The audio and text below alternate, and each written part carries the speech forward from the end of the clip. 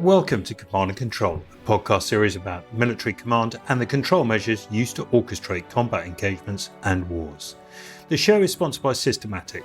Systematic's world-leading command and control software, the Citaware suite, is in use in 16 NATO countries and more than 50 militaries worldwide. Its open architecture allows complete integration with legacy systems while meeting all NATO interoperability standards, and its intuitive interface bridges language and domain barriers across alliances. C2 systems litter headquarters. Some have coalesced into a single machine, others spread across various apps, platforms and systems. It's a growing marketplace, and one that can genuinely bamboozle with all the unmoderated lingo that goes with it. Claims about AI, ML, edge and cloud are scattered with wild abandon, but lack some of the detail that HQ staff and commanders actually need.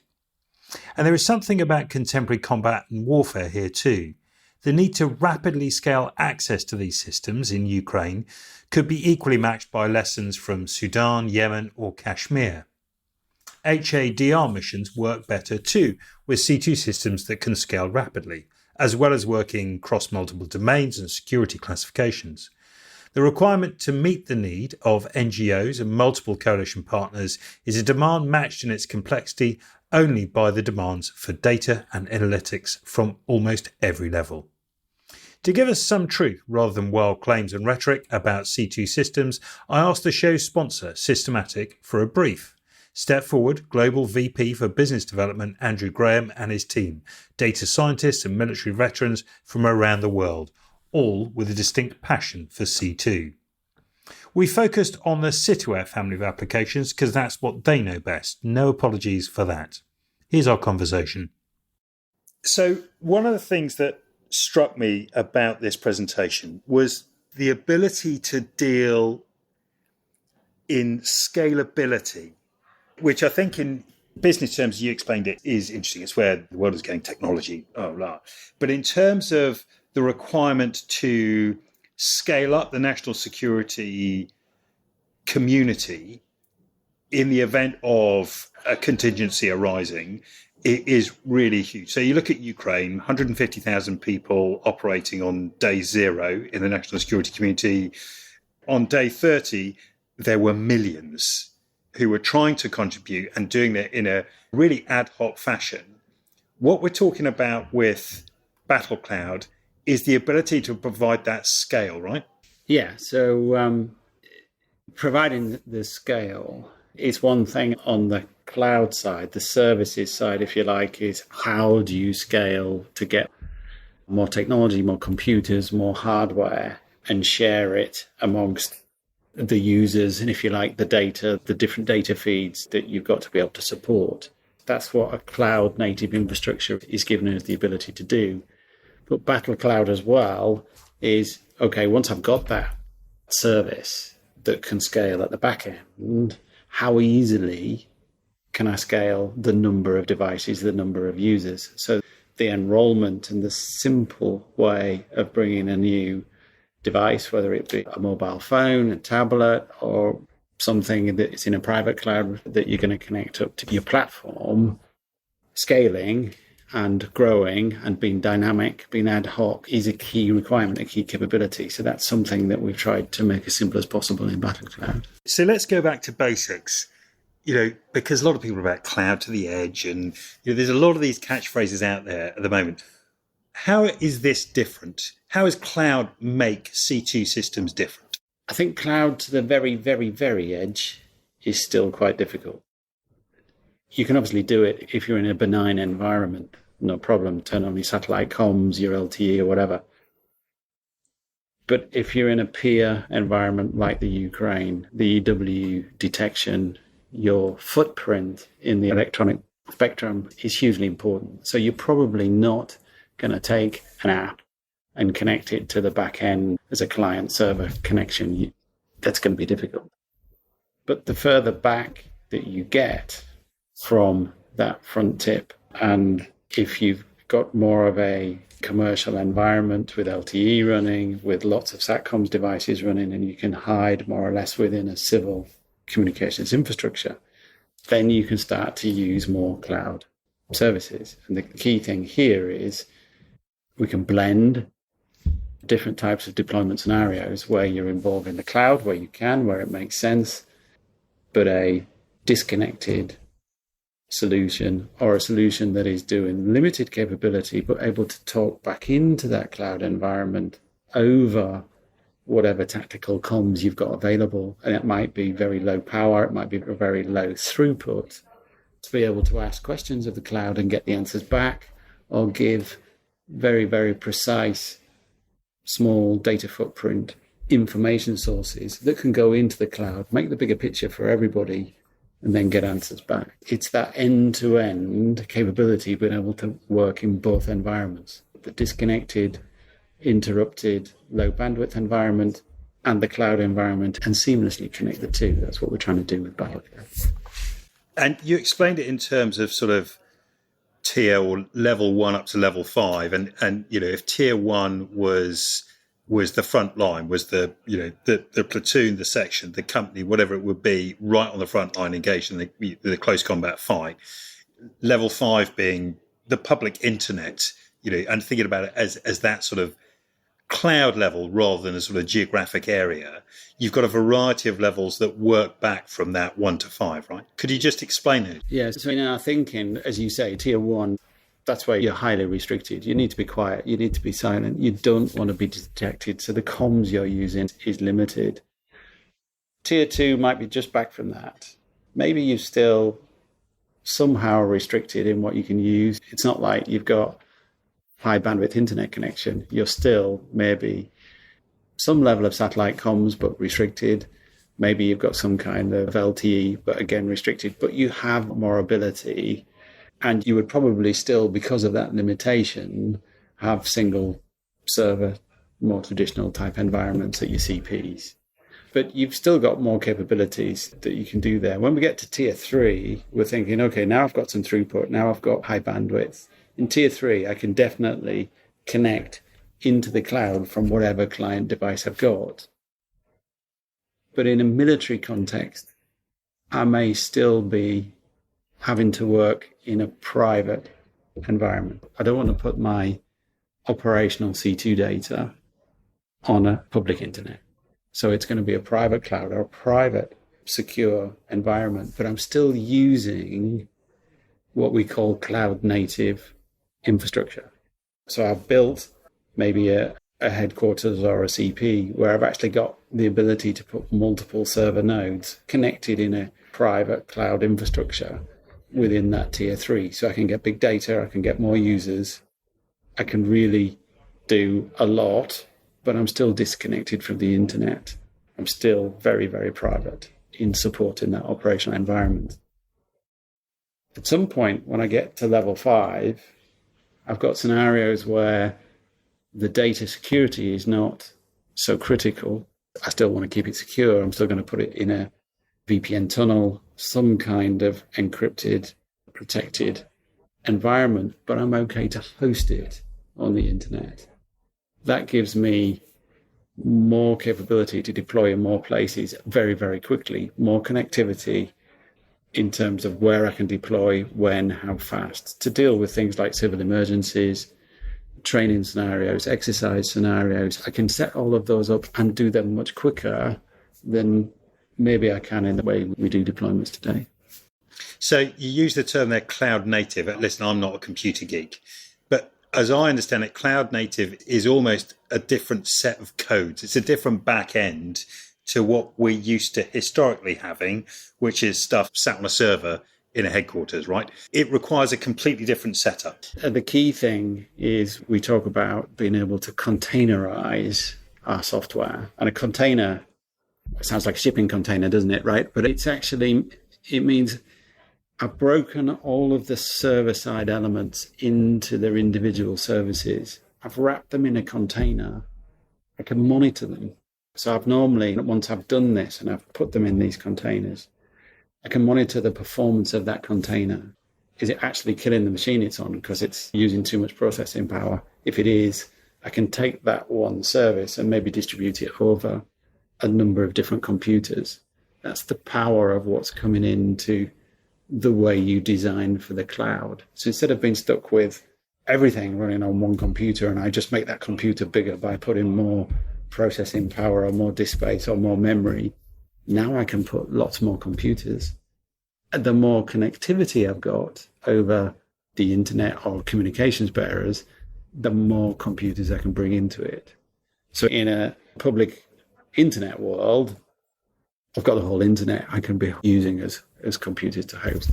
In a private cloud, maybe I've got 10, maybe I've got 20, maybe I've got 30 computers, but I can distribute that load over that computing environment that I have. And the advantage that gives you, I'm presuming, speed, processing power, greater memory to access data and all the rest of that stuff. But it must also give you a degree more resilience than if you're relying on a single sensor, right? This is over multiple actual physical nodes. If one node gets taken out, I can restart that service on another node. That's effectively what Ukraine has done. I'm always struck by the fact that Cityware gets an update like every 6 months. And I think it's currently on version 6.21. So, every 6 months you get a free update. It's like owning an iPhone. You don't pay for these updates. They just come through and they update you. This is the big jump from the generation 6, as it were, to the generation 7. Does that mean that 6 is no longer supported? There's a load of people who are going to be on 6. There's people who are going to be moving to 7.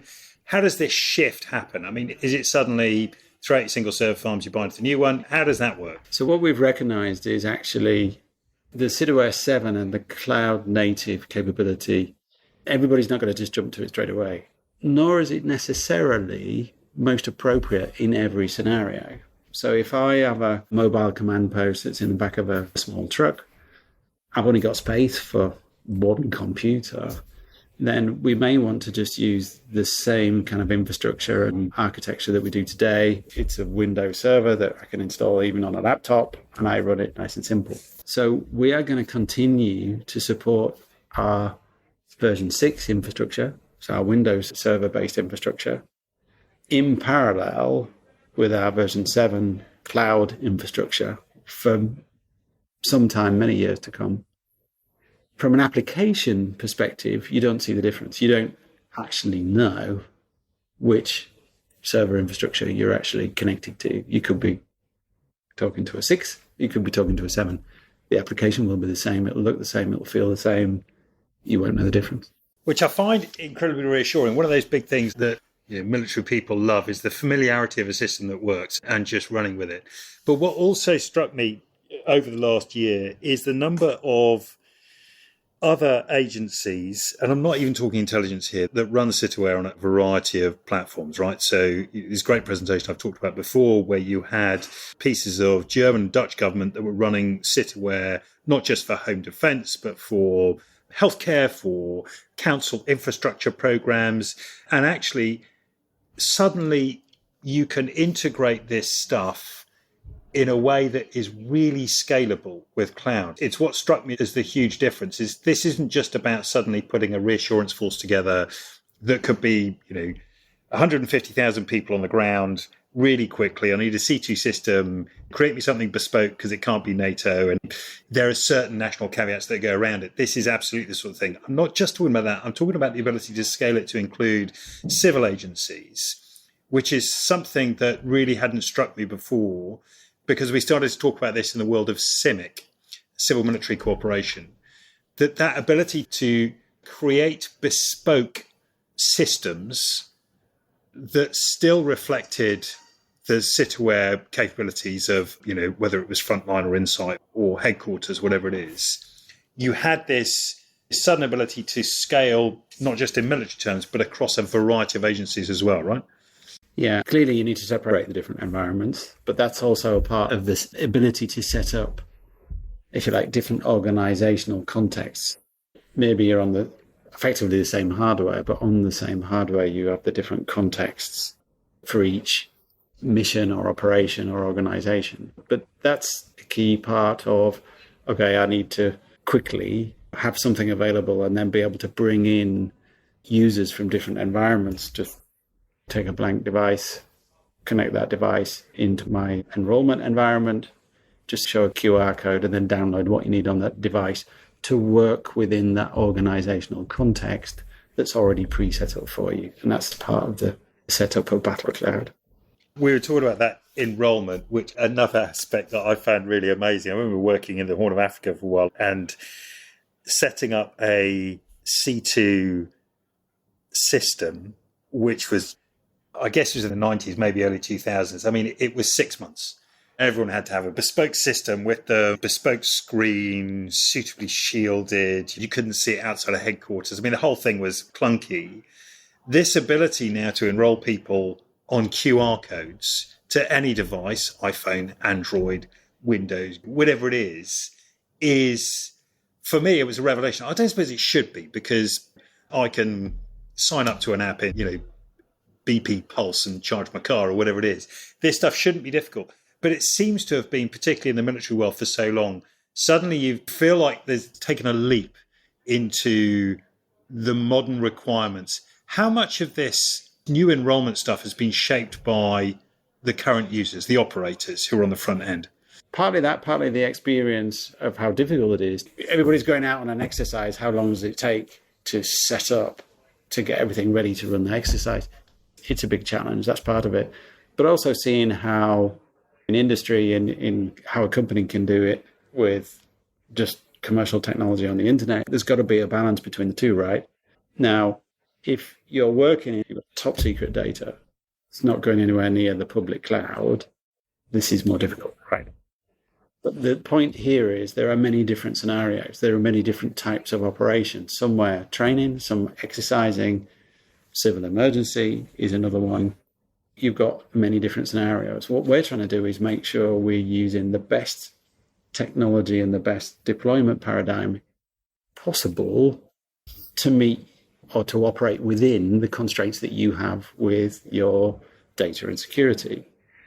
But for instance, if you're training and you're using training data, I don't need to have a top secret secure environment. Maybe VPN tunnel. I can actually connect from any device over the internet. If my VPN is configured correctly, I can start doing my training.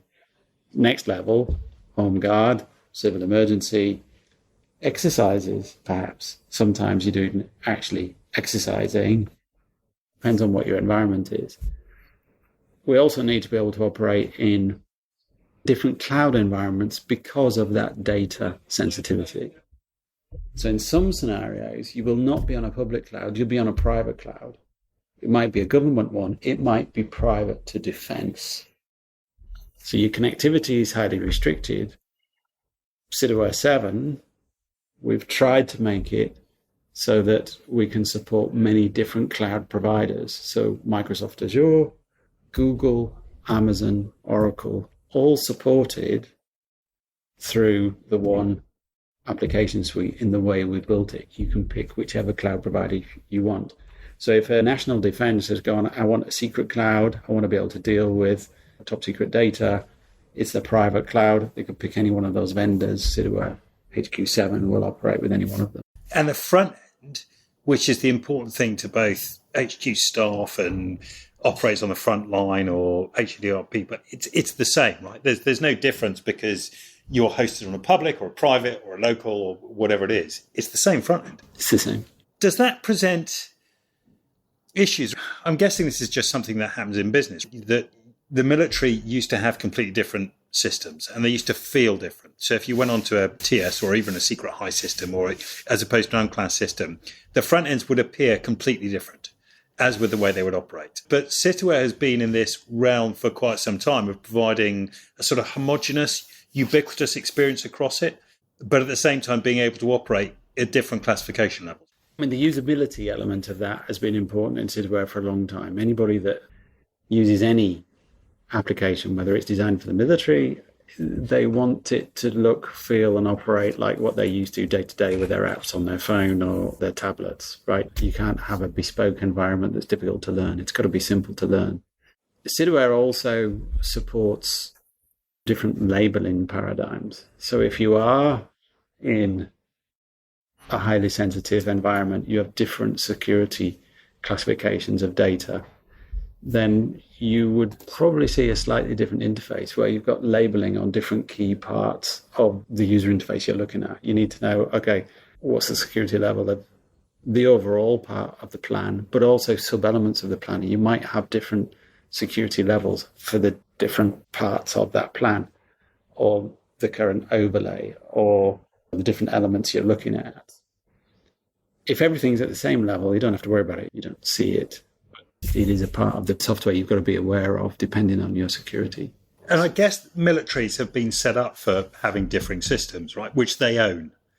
And so whilst the applications might come from someone else, effectively the military buys them, operates them, and runs them. This is quite different for a military set of software engineers.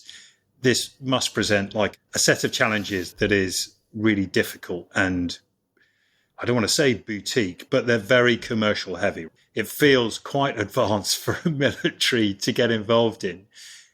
But they don't own the system per se. They pay for it, they provide a service, but you still do the assurance, you still provide the compliance, you still provide the support, the engineering tools.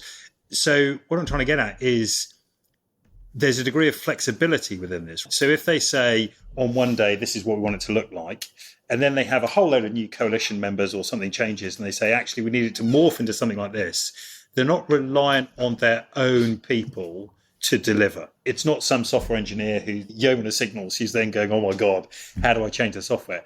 This is part of your contract with them, right? This is your moral contract, your physical contract, your financial contract to sit with them and go, yeah, you want it like that? We can do that, or there'll be these restrictions. So what we're looking at here when we talk about Battle Cloud is a combination of different capabilities we've introduced into the CIDOS suite to make a fully comprehensive cloud capability. So there's the product, CIDOS headquarters, we've got CIDOS 7, cloud native backend, CIDOS frontline and edge, able to be deployed easily over a cloud and have cloud connectivity. So you can operate it just connected to a cloud service. Delivering, if you like, the C2 service as a cloud service is the third part of that. Now, if you just want to take HQ7 and install it in your own private cloud, it's quite complex and, if you like, a new set of administrator deployment technologies and knowledge needed to run a private cloud. It is relatively complex, but there's lots of benefits in doing it. And a lot of our customers are right now looking at and evaluating what does it take to go from their current infrastructure into a cloud infrastructure.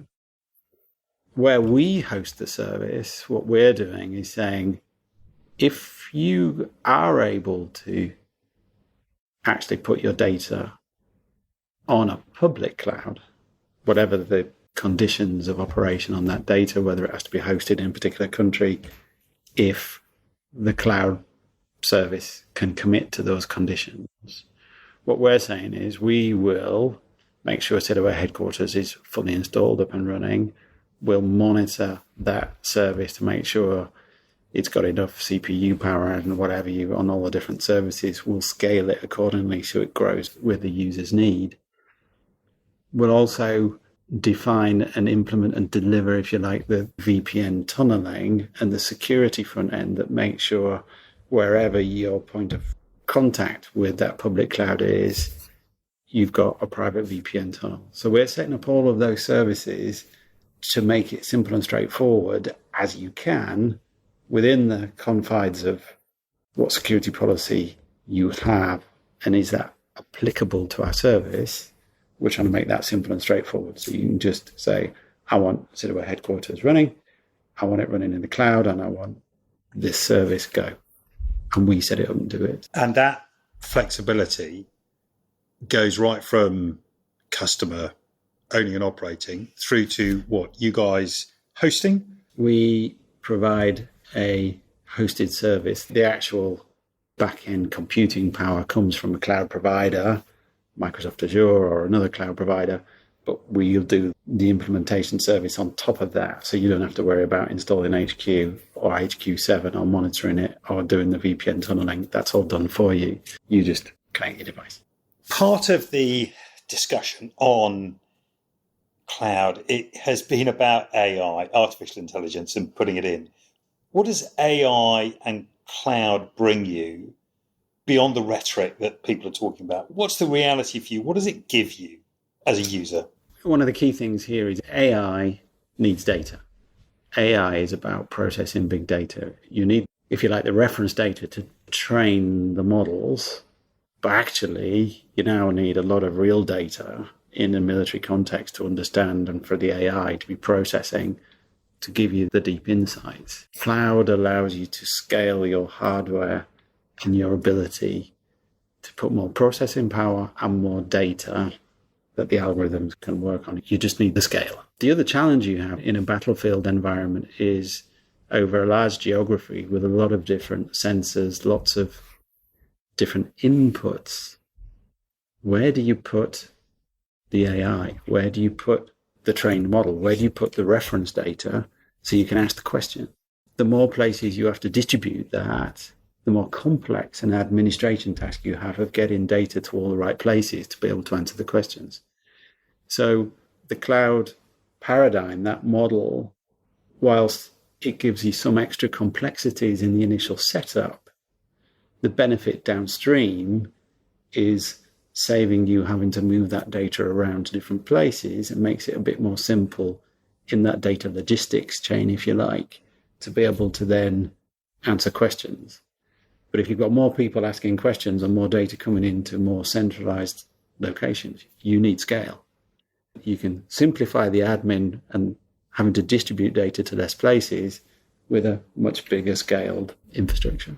So let me just get this straight in my head. It would feel like company commander out on the ground, he's got lots of questions about no-go areas, slow-go areas that AI could help him with. Geographic model, there's historical data, there's a whole variety in a data lake somewhere that would help him produce that. But he doesn't want to be carrying around, the power requirements in processing terms to do that all, nor does he want to be burdened with all that data. So he is then going to, reach back with that question, or how is that going to work for him? The guy on the front line is not going to be processing that stuff himself, right? He may have some restricted, smaller trained models that can do very specific things, maybe associated with some intelligence assets, sensors that he has, but he can't have everything, nor can he have all the data. So some of those questions naturally need to go back through the tiers, if you like, of the infrastructure to somewhere that does have all that data and can answer the question. But the more of those questions you raise, the more scalability and power you need at the back end to be able to support all of the front end questions that are coming up. So you can feel it more at a sort of core HQ level, where you've suddenly got a myriad of people who are putting in these questions who you would hope would look at the slow go, no go, go areas for an operation. And they're the ones that are going to be churning this data, sticking the questions in and getting AI to pull it out. Yes. And again, when that level gets to a tier 4, you've got increased amount there.